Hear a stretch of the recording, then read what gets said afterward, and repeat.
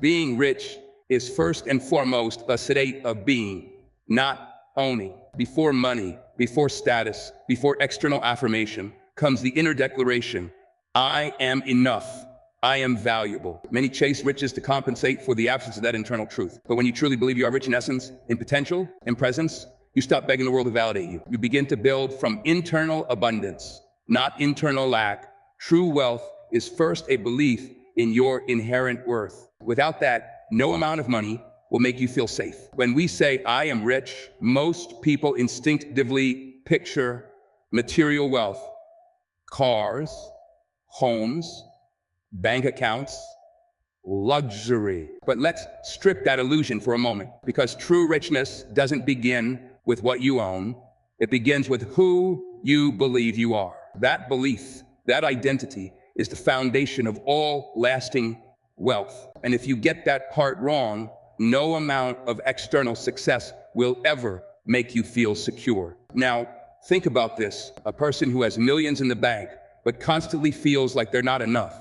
Are they truly rich? Or are they simply hoarding compensation for an inner deficit? This is where we have to turn our attention inward toward identity. The most dangerous kind of poverty isn't economic, it's psychological. It's the voice in your head that says, I'm not valuable unless I prove it.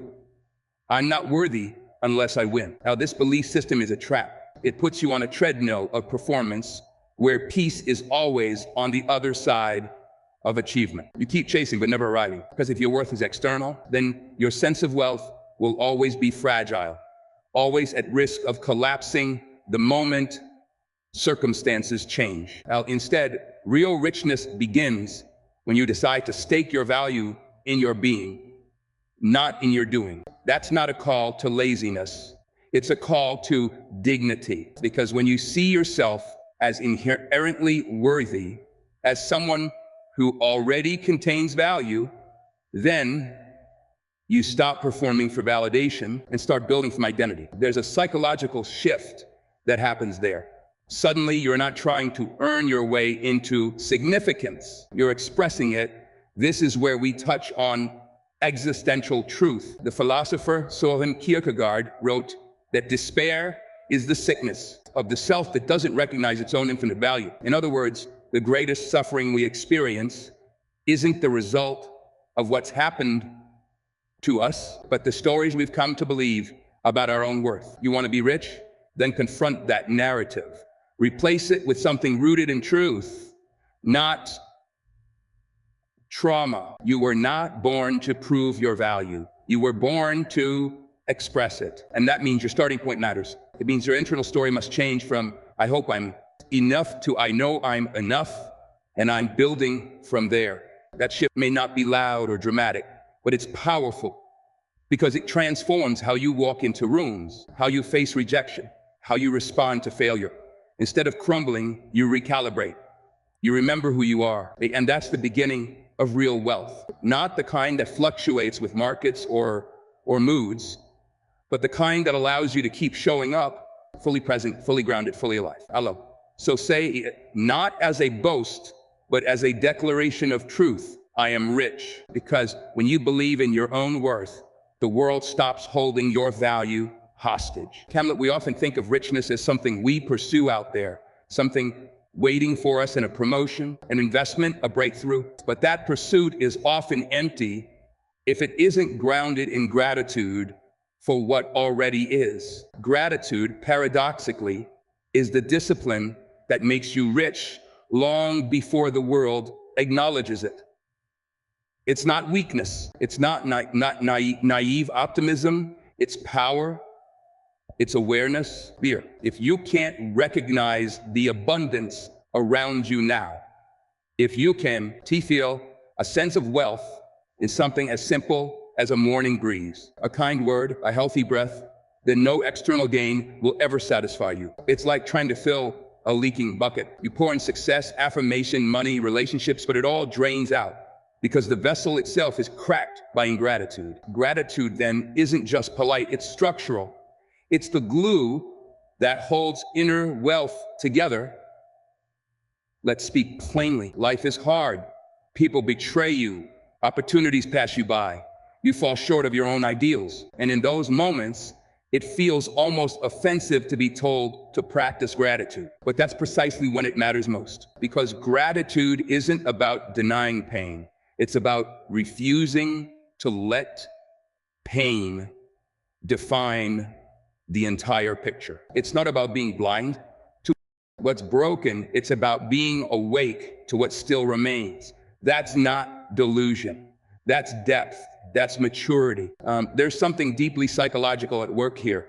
Gratitude shifts your focus from what you lack to what you have, and your mind follows your focus. When you only see scarcity, your body responds with anxiety, tension, fear. But when you see presence, when you pause to acknowledge that you do have breath, you do have choice, you do have the capacity to learn, to change, to try again, then your nervous system calms. You stop running from lack and begin building from enough.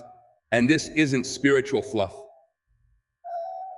Neuroscience confirms it. Practicing gratitude regularly reshapes neural pathways. It activates the brain's reward center, releasing dopamine. In plain terms, your brain learns to associate your present life with a sense of value.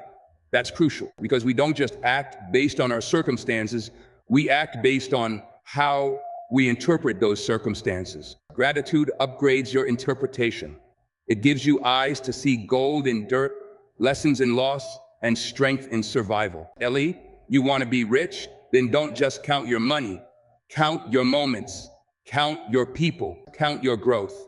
And then build from that richness with clarity and resolve. Ellie, because if you can train your mind to be grateful before the breakthrough, you're already wealthy in the most important sense. Not because life is perfect, but because you've learned to extract meaning and value from even the imperfect. Gratitude doesn't make you passive.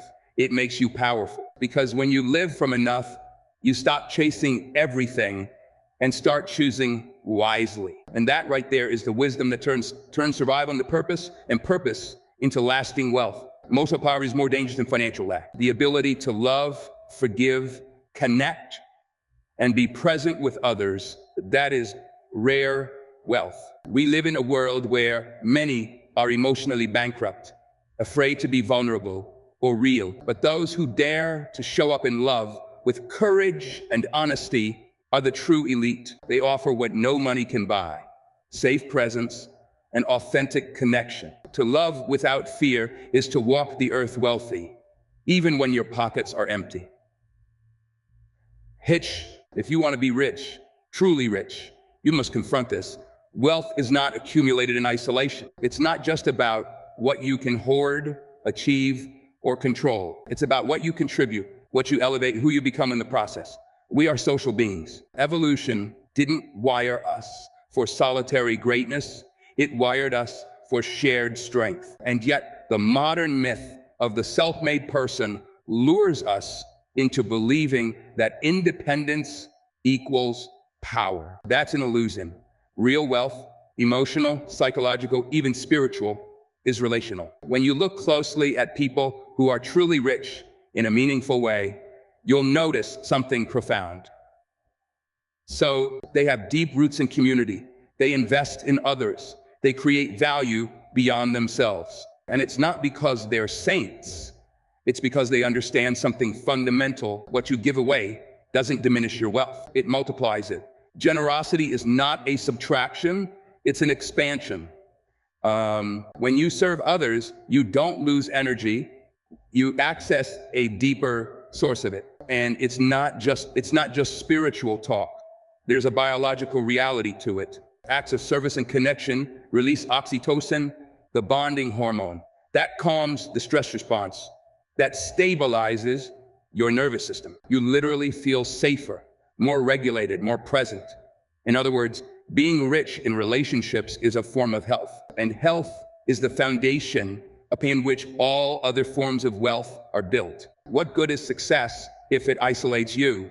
What good is money if you're too broken to enjoy it? You see, we live in a culture of performance, where worth is measured by numbers, followers, income, status. But that's a hollow metric if your inner life is impoverished. If no one truly knows you, if no one would sit with you In silence, just semprot wave.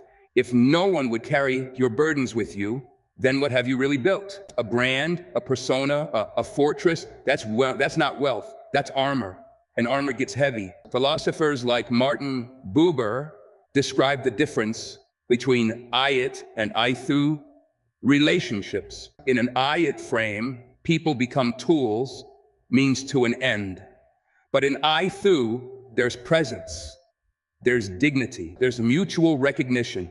And that's where transformation happens. That's where your humanity deepens. That's where wealth becomes meaningful because it's shared. So ask yourself this: who benefits from your success besides you? Who grows because you chose to rise? If the answer is no one, then maybe it's time to redefine what success even means. Because the truth is, you are not rich until your presence enriches others. That's the paradox of real abundance.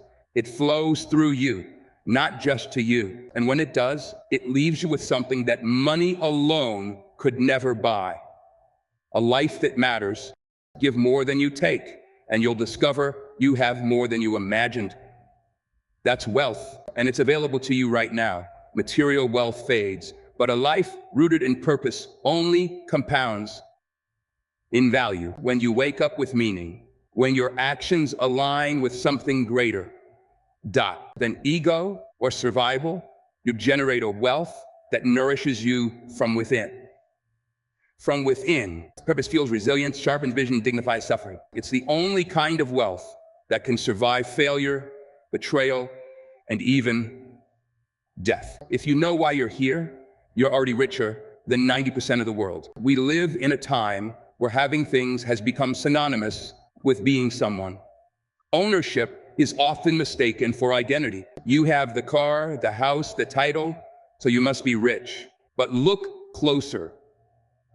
You'll see that some of the wealthiest people in the world are spiritually bankrupt. They've amassed material gain, but lost a sense of meaning in the process. Because here's a truth many people avoid. Accumulation without alignment leads to emptiness. The external must reflect the internal, or you'll feel like a stranger in your own life. And when I say alignment, I mean the congruence between your values and your choices, the match between who you are and how you live. Real richness starts when your inner world, your thoughts, beliefs, and principles guides your external behavior.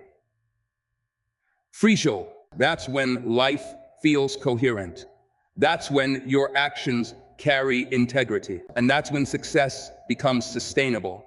Because it's not just built on strategy, it's built on soul. To existential authenticity, thinkers like Heidegger and Sartre emphasize that to live authentically is to live in accordance with your essence, not your ego. And that's hard, especially in a culture driven by comparison. But without that authenticity, you'll drift. You'll pursue things that weren't meant for you, simply because the world applauds them. You'll climb ladders that don't lean on walls that matter. And then when you reach the top, you'll wonder why it still feels like you're falling. That's not failure, that's misalignment. And correcting that requires brutal honesty. You have to ask hard questions. What am I really chasing? Ask hard questions. What am I really chasing? Whose approval am I trying to earn? What story am I living? And is it even mine? These questions aren't comfortable, but they're necessary because the alternative is living on autopilot, rich in appearance, but bankrupt in experience. Now, I'm not saying that money doesn't matter. Of course it does. Like you see, financial stability brings freedom, opportunity, and peace of mind. But if it comes at the cost of your mental health, your relationships, or your purpose, then it's not success, it's a trap. Real wealth is when your bank account grows and your conscience stays clear, like your truth, not just your ambition. And here's something worth remembering. Integrity compounds just like interest. Every time you make a decision that honors your values, you invest in something deeper than currency. You invest in clarity, in peace, in respect from yourself and from others. That's the kind of wealth that lasts. That's the kind of richness no recession can touch. Okay, So if you want to be truly rich, build a life that mirrors your soul, not just your goals. Because the ultimate poverty is not the lack of money, it's the betrayal of self. Live in alignment, and your life won't just look good, it will feel true. And that, in the end, is the wealth you were born to own. A truly rich person is not defined by how much they keep, but how much they can give without fear. But whether it's time, energy, encouragement, or presence, if you can give, it means you believe there's more where that came from. That's abundance. That's proof that scarcity no longer controls you. Generosity isn't a loss. It's the bold declaration, I am not empty. I overflow. I overflow. When you know you're rich, when you can afford to lift someone else and don't feel any smaller for it. About generosity. People often reduce it to charity, to giving money or things to those in need. But the richest kind of giving isn't just about possessions, it's about presence. It's about giving your time, your attention, your wisdom, your care. And what most people don't realize is this: the act of giving does not empty you, it expands you. It reinforces a truth that modern culture seems desperate to ignore. That we are not designed to hoard, that we are not designed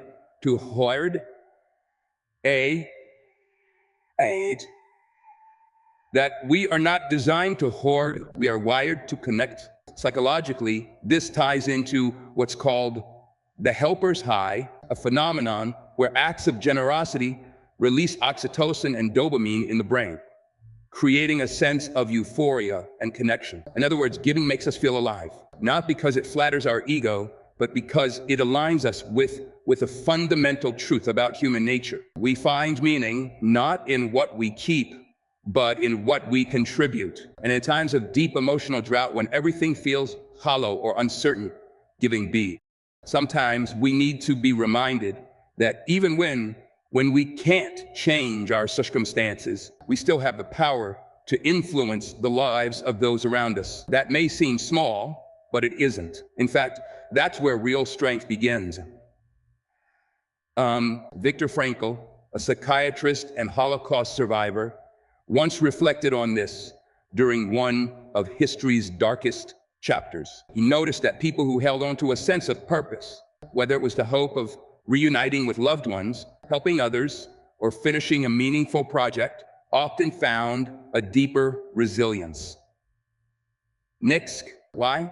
Because purpose gave them a reason to keep going. Giving, in whatever form they could manage, reminded them that their life still held meaning, even in suffering. Now, while we may not face the same kind of circumstances, many of us do go through our own emotional winters, periods of loneliness, heartbreak, fatigue, or uncertainty. In those seasons, it's easy to shut down, to feel like you have nothing left to give. But surprisingly, it's often in those very moments when you reach beyond yourself that something begins to shift. When you tell someone, I've been there too, or simply show up and listen, you create a connection that can ease pain, not just theirs, but yours as well.